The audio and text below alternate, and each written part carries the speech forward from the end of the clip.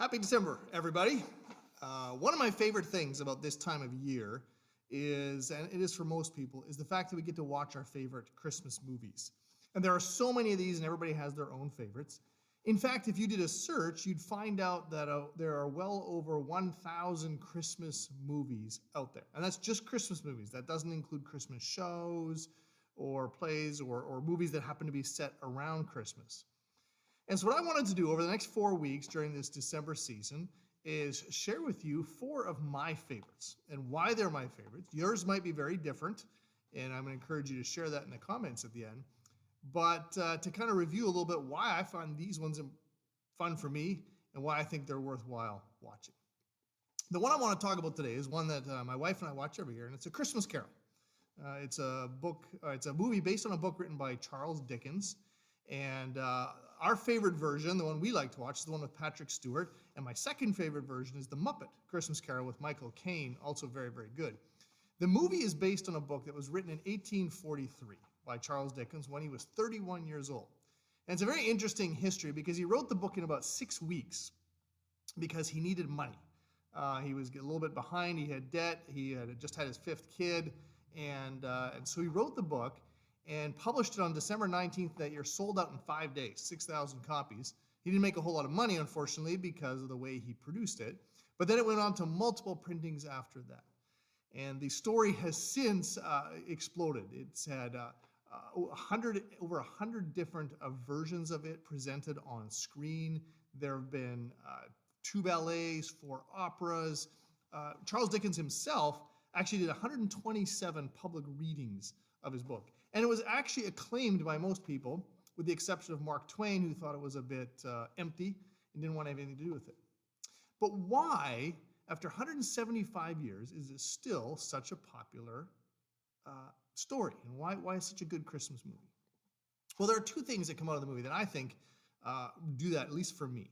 One is that it's a story about and highlights the injustices in the world. Dickens, actually, when he wrote it, was concerned about orphanages, about the way workers were treated, about the way children were treated particularly. And the character Tiny Tim, who is underfed and small and disabled, was actually inspired by relatives that he knew. And he wanted to make a commentary on this idea of justice and the need for people to open their eyes and treat people who have less differently. Highlighted very well in the book, or in the movie. The second thing you see in the movie is this whole idea of redemption.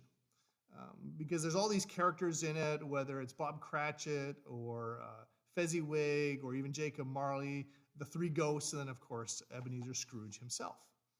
But the whole story is about redemption, and Scrooge goes from an old, irascible, grumpy, angry, lonely, isolated, no family guy who's tight-fisted and miserly.